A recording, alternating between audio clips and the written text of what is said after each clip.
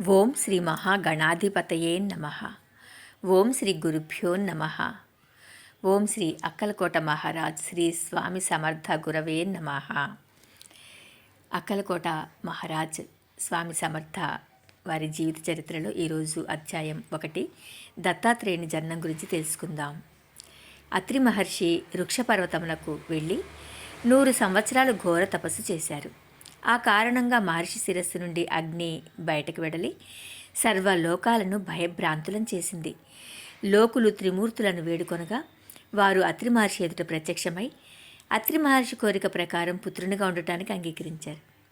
3 శిరస్సులతో 6 భుజాలతో దత్తపుత్రుని వలె అంగీకరించమని అత్రి మహర్షి కోరగా అవతరించారు.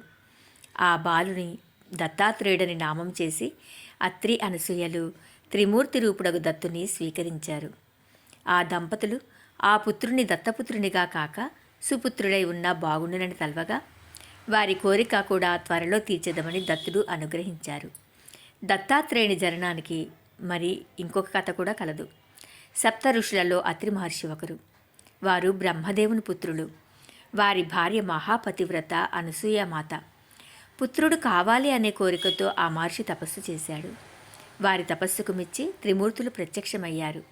ఆ మహర్షికి ఆ త్రిమూర్తులు 3 పుత్రులే జన్మించదరని వరమిచ్చారు. త్రిమూర్తుల భార్యలు తమను మించిన పతివ్రతలు ఏ లోకంలో లేరని భావించే సమయాన నారద మహర్షి కొన్ని గింజలు తెచ్చి వండి పెట్టమని ఒక్కొక్క దేవుని వేడగా అవి సాధారణమైన తిండి గింజలు కావని, ఇనుపవని, వాటిని వండుటకు ఎవ్వరి వల్ల సాధ్యం కాదని ఆ 3 తల్లులు నారదునికి చెప్పారు. నారదుడు పతివ్రతలు చేయలేని పని సృష్టిలో ఉండదని అంటే ఆ 3 తల్లులు మాకంటే పతివ్రతలు ఎవరున్నారు ఏ లోకంలోనేనా అని అంటే నారదుడు అనసూయమాత గురించి వారికి చెప్పారు. నారదుడు అదే గింజలను అత్రి ఆశ్రమానికి తీసుకెళ్లి అనసూయమాతకి ఇవ్వగా ఆ మాత తన భర్తను ఒకమారు స్మరించి గిన్నెలో పోసి క్షణంలో వాటిని ఉడికించి అన్నం తెచ్చారు. ఈ అద్భుత సంఘటన చూసి ఆశ్చర్యచకితులయ్యారు త్రిమూర్తుల భార్యలు. అసూయ కూడా చెందారు. తమ భర్తలను ఆమె పరీక్షించుటకై పంపారు. అనసూయమాత ఒక్కరే ఉన్న సమయంలో త్రిమూర్తులు 3 బ్రాహ్మణ వేషంలో ఆశ్రమానికి వచ్చి భిక్ష అడిగారు. అనసూయమాత ఆ 3 లోనికి పిలిచి భిక్షనివ్వబోగా మారువేషంలోనున్న శ్రీ మహావిష్ణువు ఇట్లా అన్నారు: అమ్మా, నీ ఒంటిపై వస్త్రములు లేకుండా మాకు వడ్డింపవలనను, అదే మా దీక్ష అని తెలిపారు. వెంటనే అనసూయమాత జ్ఞానదృష్టితో గ్రహించి త్రిమూర్తులే వచ్చి తనను పరీక్షించుటకే ఆడిన నాటకమని గ్రహించి ఆమె తన చేతిలో నీటిని తీసుకుని ఇట్లా అన్నారు: నిజమైన పతివ్రతను నేనైనచో ఈ 3 అతిథులు పసిబాలురుగా అగుదురుగాక అని. వెంటనే త్రిమూర్తులు 3 పసిపాపలే ఏడవసాగారు. అనసూయమాత ఆ 3కి పాలిచ్చి పడుకోబెట్టింది. ఆహా, సాక్షాత్తు త్రిమూర్తులకే ఆ మాత తన స్తవ్యమును నోటబెట్టి పాలిచ్చారంటే ఎంత అదృష్టమోగా. అత్రి మహర్షి జరిగిన సంఘటనను ధ్యాన దృష్టితో గ్రహించి ఆనందించారు. త్రిమూర్తుల భార్యలకు ఈ సంఘటన తెలిసి వారి తప్పును గ్రహించి అత్రి ఆశ్రమానికి వెళ్ళారు. అనసూయమాతను క్షమింపమని వేడగా అనసూయమాత తన చేతిలో నీళ్లను తీసుకుని ఆ పాపలపై చల్లగా పసిపాపలు తిరిగి త్రిమూర్తులయ్యారు. త్రిమూర్తులు అనసూయమాత యొక్క పాతివ్రత్యాన్ని ప్రశంసించి వరం కోరుకోమన్నారు. అప్పుడు అనసూయమాత ఆ త్రిమూర్తులను తన గర్భమును జన్మించమని వేడుకోగా త్రిమూర్తులు ప్రసన్నులై అభయమిచ్చారు. తర్వాత త్రిమూర్తుల అంశలు అనసూయమాత గర్భంలో విష్ణు అంశతో దత్తాత్రేయుడు, బ్రహ్మ అంశతో చంద్రుడు, శివుని అంశతో దూర్వాసుడు పుత్రులై జన్మించారు.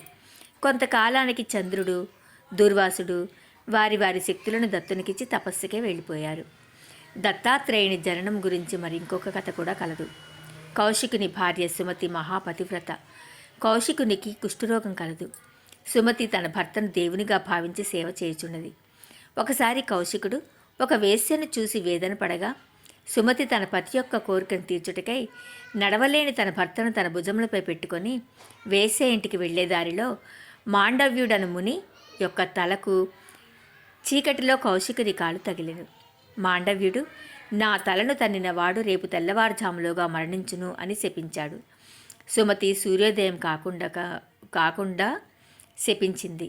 తన పాతివ్రత్య మహిమ వల్ల లోకమంతా చీకటితో నిండి సూర్యోదయము ఎన్నటికీ కాలేదు. దేవతలందరూ ఇదంతా పతివ్రత అయిన సుమతి శాపం వలన అని గ్రహించి మరి ఒక మహాపతివ్రత అయిన అనసూయామాతను వేడుకోగా, అనసూయామాత సుమతిని సూర్యదేవుని ఆహ్వానించి పూజించమని చెప్పగా సుమతి సూర్యుని ప్రార్థించగా తెల్లవారింది. కౌశికుడు మరణించాడు. అనసూయామాత ఆమె తన శక్తితో కౌశికుడిని బ్రతికించింది. తద్వారా కుష్ఠవ్యాధి కూడా నయమైంది. త్రిమూర్తులు ఆమెను వరము కోరుకోమనగా, మీ ముగ్గురు మాకు పుత్రులు కండి అని అనసూయామాత కోరింది. త్రిమూర్తులు తథాస్తని దీవించారు.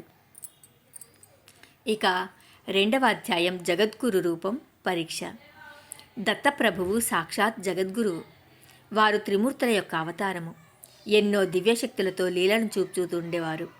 వారు సృష్టి స్థితి లయకారకులు. పచ్చని పసిడి వన్నె కాంతితోనూ లేదా తమలపాకుల వంటి సౌందర్యంతోనూ, చక్రాల్లాంటి కన్నులతోనూ, చిరునవ్వులొలికే పెదవులతోనూ, కుడివైపు 3 చేతులతో పద్మము, జపమాల, త్రిశూలము మరియు ఎడమవైపు 3 చేతులలో శంఖము, చక్రము, కమండలంతో దివ్య సుందరాంగ సౌందర్య రూపమున అవధూత దత్త దిగంబరుడు అవనిపై అవతరించి త్రిమూర్తిగా, త్రిలోకనాథునిగా దయ, కరుణ, ప్రేమ కలిగి తన భక్తులకి సుఖ, శాంతి, సౌభాగ్యాలను కలిగించే భగవానునిగా అతి స్వల్ప వ్యవధిలోనే ప్రసన్నమై కోరిన వరములను కటాక్షించే భగవానునిగా ప్రఖ్యాతిగాంచారు. స్వామి ప్రక్కన శ్వేతవర్ణము కల గోమాత ఎప్పుడూ ఉండేది. ఆ గోమాతయే సాక్షాత్తు భూదేవి మాత. దత్తుని పాదముల కడ 4 శునకాలు ఉంటాయి. అవే 4 వేదములైన ఋగ్వేదము, యజుర్వేదము, సామవేదము మరియు అథర్వణ వేదము. వేల చంద్రులు ఇవ్వలేని కాంతితోనూ, మిలమిల మెరిసే దివ్య తేజస్సుతోనూ, సన్నటి కరములతోనూ, సరళ స్వభావముతోనూ, శంఖము వంటి మెడ కలిగి సుగంధ సువాసనలతోనూ నాజూకు నడుము గల నారాయణమూర్తి శ్రీదత్తుడు. ఇంతటి చక్కటి సౌందర్య రూపుడైన దత్తుడు తన భక్తుణ్ణి పరీక్షించుటకు మాత్రము అతి ఘోరమైన అందవిహీనమైన దుర్వాసనతో భయంకరమైన రూపంతో తన భక్తునికి దర్శనమిస్తారు. అవధూత లక్షణములు అవే. వారిని కనిపెట్టుట మన తరం కాదు. శ్రీ దత్తుడు ఒకసారి నదిలో అదృశ్యులయ్యారు. యోగిజనులు దత్తుని సాంగత్యం మరవక తిరిగి వచ్చును అనే ఆశతో 100 సంవత్సరాలు వేచి ఉన్నారు. కానీ కొందరు మాత్రం నిరాశలే వెళ్ళిపోయారు. ఇది తమ విశ్వాసాన్ని పరీక్షించుటకై దత్తుడు అదృశ్యమయ్యను. ఆ సరోవరం నుండి ఒక చేతితో మధుపాత్రను, మరొక చేతితో ఒక స్త్రీని పట్టుకొని దత్తప్రభువు బయటకు వచ్చారు. మధుపాత్ర మరియు కాంత కూడా తమ విశ్వాసాన్ని పరీక్షించుటకై ఆడిన నాటకమని యోగిజనులు కొందరు గ్రహించారు. తల్లితో కాలం గడిపిన పిదప దత్తప్రభువు సహ్యాద్రి పర్వత గుహాలకు తపస్సుకై వెళ్చు తల్లి ఆజ్ఞ కోరక తల్లి దత్తుని వదిలి ఉండలేక వెళ్ళవద్దని బ్రతిమాలింది. శ్రీ దత్తుడు దాన్ని అంగీకరించకపోవటచే దత్తప్రభుని శరీరంపై తల్లిగా అధికారము కలదని ఆ తల్లి చెప్పి తాను ఆయనకిచ్చినదంతా తిరిగి ఇమ్మని కోరగా దత్తుడు తన శరీరమందున్న చర్మాన్ని ఒలిచి తల్లికిచ్చాడు. తల్లి దత్తుని చర్యను చూసి బాధపడి పూర్వరూపము ధరించమని వేడెను. దత్త భగవానుడు నమ్ముకొన్న యోగిజనులను ఎట్లు పరీక్షించను? సాక్షాత్తు ఆ భగవానుని తల్లి మాట వరుసకు తన కుమారుడైన దత్తుని శరీరంపై అధికారం కలదని, తాను ఆయనకు ఇచ్చినది తిరిగి ఇవ్వాలని తల్లి పరీక్షించగా వెంటనే దత్త భగవానుడు తన చర్మాన్ని ఒలిచి ఇచ్చాడు.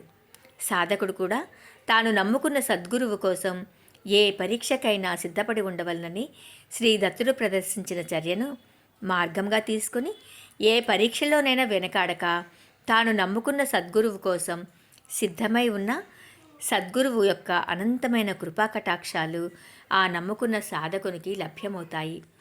అత్రి అనసూయల కోరికపై దత్తుడు వారి పుత్రునిగా అవతరించాడు.